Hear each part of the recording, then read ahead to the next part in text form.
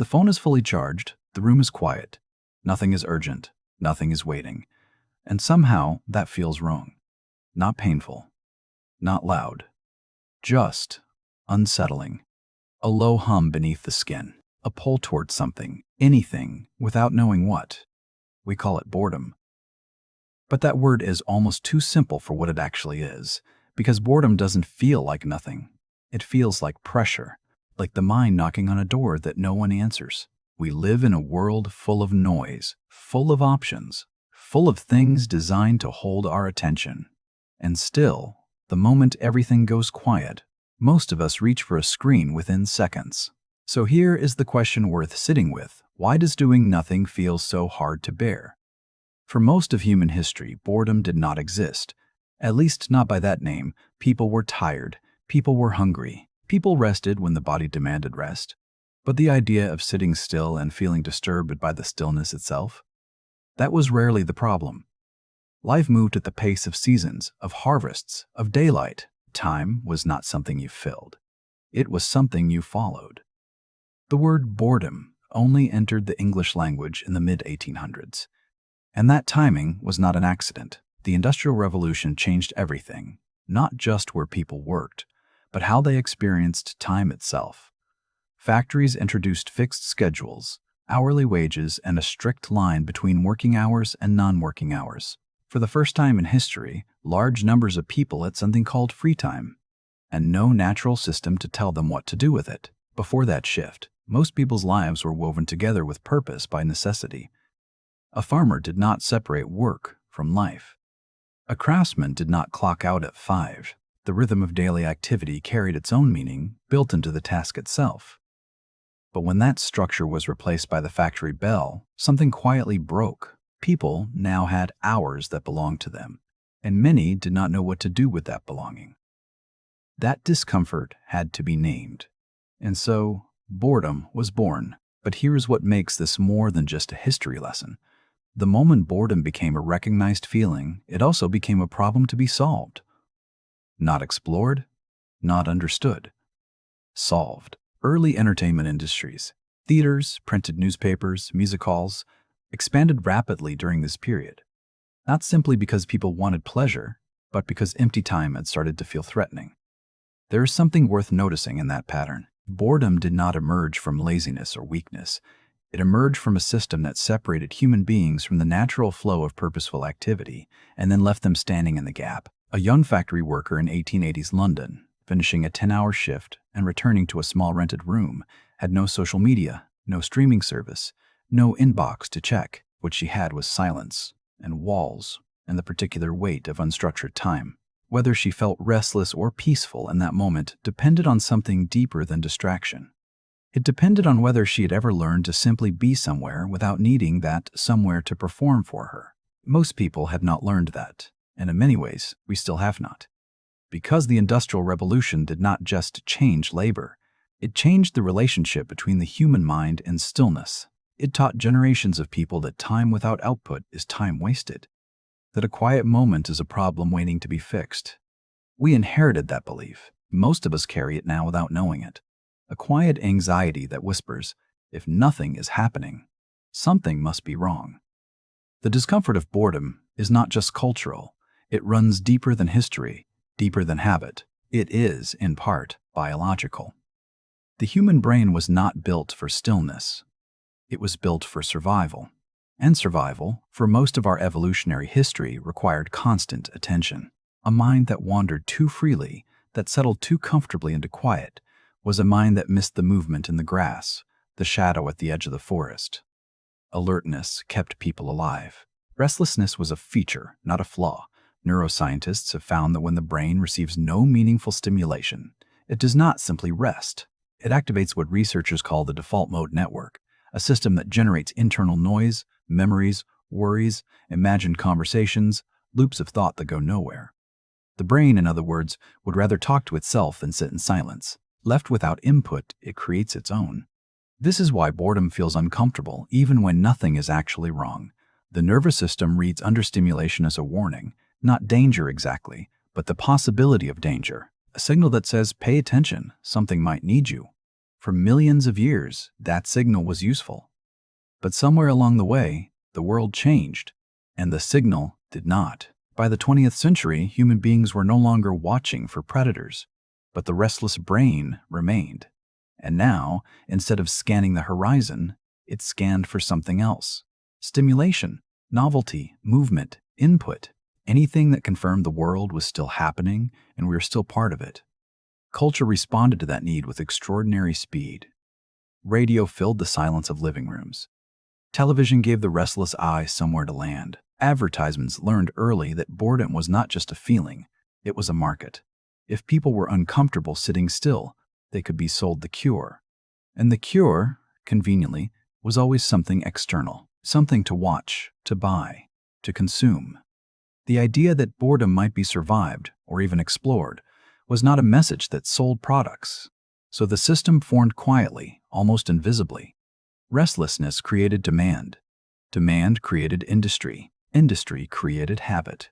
And habit, over generations, hardened into something that felt like human nature, even though it was not. A middle-aged man waiting for a delayed train in the 1970s had few options. He might stare at the platform, watch other passengers, let his thoughts drift. He was bored, certainly, but he was also, without knowing it, practicing something rare, the ability to exist in a moment that offered him nothing. By the time his train arrived, he had been alone with himself for 20 minutes. That now feels almost radical. We did not lose that ability all at once. It faded gradually, replaced by options. Always another option. Always something to reach for. The biological need for stimulation found a perfect match in a world that had learned to supply it endlessly. And so the loop closed. The brain wanted input. The world provided it. And we forgot, slowly, that we had ever been able to want nothing at all. Here's what we rarely talk about when we talk about boredom. We talk about how to escape it. We talk about productivity, about filling time wisely, about staying engaged, but we almost never ask what we lose when we never let boredom arrive at all. What quietly disappears when every empty moment is immediately replaced with something to watch, something to scroll, something to listen to. The loss is real. And it is deeper than most people realize. The first thing that fades is creative thought, not the kind of creativity that happens during focused work, but the slower, stranger kind. The idea that arrives while you are staring at a ceiling, the connection your mind makes between two unrelated things when it is left to wander without direction. Psychologists call this spontaneous cognition, thinking that happens not because you directed it, but because you gave the mind space to move freely. That kind of thinking requires something increasingly rare, unstructured time with no input competing for attention. When every quiet moment is filled, that space closes. The mind never gets the chance to surprise you. The second loss is quieter and perhaps more important. It is the loss of self-knowledge. Boredom, when you actually sit with it, has a way of asking uncomfortable questions. What do I actually want? What am I avoiding? What matters to me when nothing external is telling me what should matter? These are not pleasant questions. They rise to the surface precisely because distraction has been removed. And that is exactly why most people reach for their phones before the questions can fully form. A woman in her early 30s once described a long power outage at her apartment. Several hours with no internet, no television, no background noise. At first, she said, she felt almost panicked, restless in a way she could not explain. But after an hour, something shifted. She started thinking about a friendship she had been neglecting, about a creative project she had abandoned 2 years earlier, about the fact that she had not sat quietly, truly quietly, in longer than she could remember. She did not find those thoughts comfortable, but she found them necessary. This is the hidden cost of constant stimulation. Not that we become lazy or distracted or unproductive, though sometimes we do. The deeper cost is that we become strangers to our own inner life. We grow skilled at moving through the world, but less practiced at simply being in it, the parts of ourselves that only speak in silence. The doubts, the desires, the questions we have not yet learned to ask, go unanswered for years. And the tragedy is not that we are avoiding boredom. It is that we are avoiding ourselves without ever quite admitting that is what we are doing. Every time we fill a quiet moment with noise, we are making a small unconscious choice, not to rest, but to escape, to stay on the surface of our own experience rather than risk going deeper. The surface is comfortable, but it is shallow, and we were not built to live only there. At some point, avoiding boredom stopped being a personal habit and became a social expectation. We do not often notice this because it happens so gradually, but look closely at the world that has been built around us, and the message is everywhere. Being unstimulated is a problem. Having nothing to show for your time is a failure. Sitting quietly in a waiting room without a phone in your hand now feels, to many people, almost embarrassing, as if stillness itself requires an explanation. This is not an accident. It is the result of systems designed, with extraordinary precision, to make sure you never have to be bored, and more importantly, to make sure you never want to be. The average person now unlocks their phone over 80 times per day, not always because something needs attention, often simply because a moment of quiet has appeared and the instinct to fill it arrives faster than any conscious decision. The gesture has become automatic. Reach, unlock, scroll. Reach, unlock, scroll. Reach, unlock, scroll. A loop so familiar that most people do not notice they are inside it.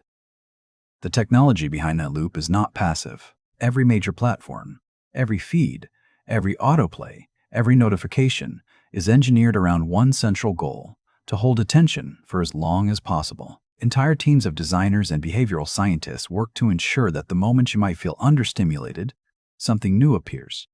A recommended video, a red notification badge, a comment that arrived while you were looking away.